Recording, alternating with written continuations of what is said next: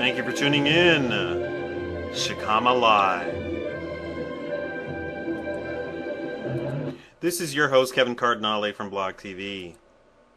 You can see my blog at shikama.wordpress.com. Shikama.wordpress.com. Thank you. Today I would like to go over governmental programs,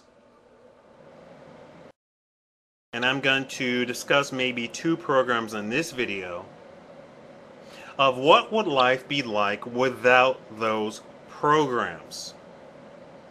What was life like before those programs? We have a generation now that has absolutely no conception of what life was like before all of these government programs were introduced.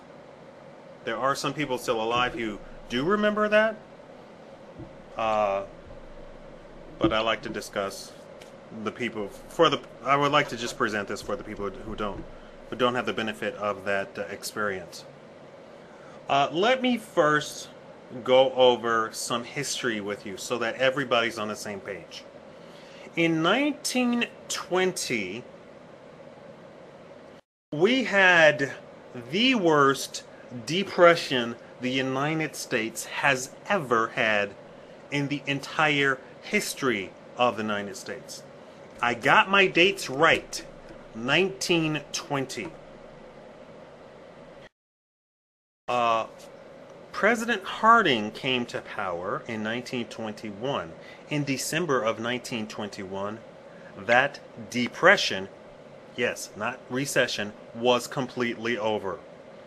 He had lowered government spending, lowered the government budget, lowered taxes, and allowed the markets to adjust themselves. The Federal Reserve, which was around, did absolutely nothing during those 2 years. The Federal Reserve did not take any action in its entire history until 1922. So you have 2 factors. You might want to call them coincidences. I don't think so. Keynesian economists like to overlook this. We had the worst catastrophic depression the United States has ever seen in 1920. Due to those 2 factors of government spending being cut back, taxes being lowered, there were no burden. The government lessened its burden on the private sector. The private sector was able to adjust and come out of that depression in a matter of months almost. Let's fast forward to 1929. We have a lesser depression than 1920. There was less unemployment than in 1920. There was less housing problems in 1920. There was less of a shrinkage in GDP in than in 1920. Okay, so we have the stage set, right? Roosevelt comes along and institutes the New Deal and institutes all of these governmental programs. The first program I'd like to discuss to you is welfare. I think that's probably the most impacting program that impacts the United States than anything else, because it can impact such a large group. It doesn't recognize age or anything like that, or sex or anything like that. Anybody can apply for welfare, basically. Before I get into discussion, I'd like to discuss some racial numbers. The black population has an 86% working rate, employment rate.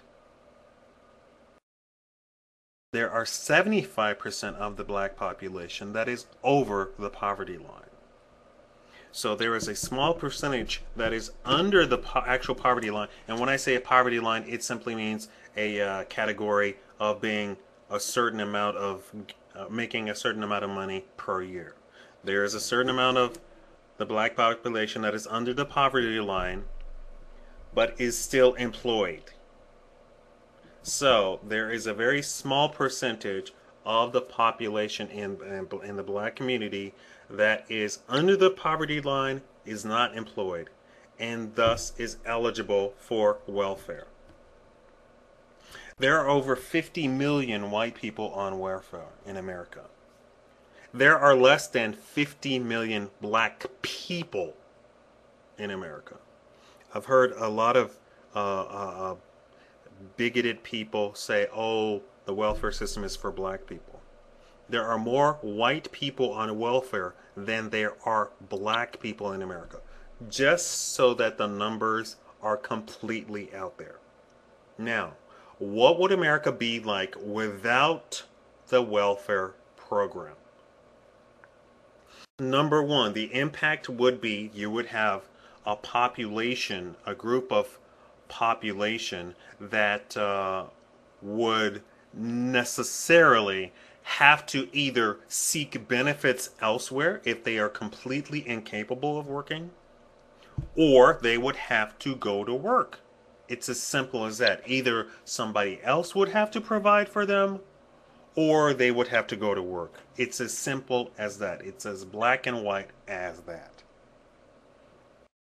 Now, another impact would be that without welfare, we wouldn't have such an attractive draw for illegal immigration. There are tons of illegal immigrants, illegal aliens, who are on welfare. They come over here undocumented, completely illegal, and they get on welfare. That taxes that you pay for. Without welfare, illegal immigration would be much, much less attractive. Okay. Now, so the two-prong option without welfare is somebody else takes care of them or they go to work. If they go to work, fine, they go to work. Okay. You might have some impact of daycare for single parents or what have you, and that would be worked out with the private sector. If we have more Americans, citizens available to work, ready and available to work, I'm sure the least subject or topic would be providing for daycare. Somebody else taking care of them. Who would take care of them? We have Catholic charities. We have philanthropic organizations that take care of churches. Regular, everyday churches take care of people. There are alternatives to welfare. We do not have to have the welfare program. Imagine the budget without welfare now of all the states in the United States, U.S. Congress. You would then pay less taxes if the welfare program were not a part of the government. What would that mean? You could donate to the charities more. You could donate to your church more. And the church could then take care of these people more. Then you could also know who you're actually taking care of. And you don't have these tremendous fraud that's going on with welfare. And it's a very big problem. You might not know about it, but it is a very big problem. Alright, so I've just gone over welfare. The other introduction was to introduce this series.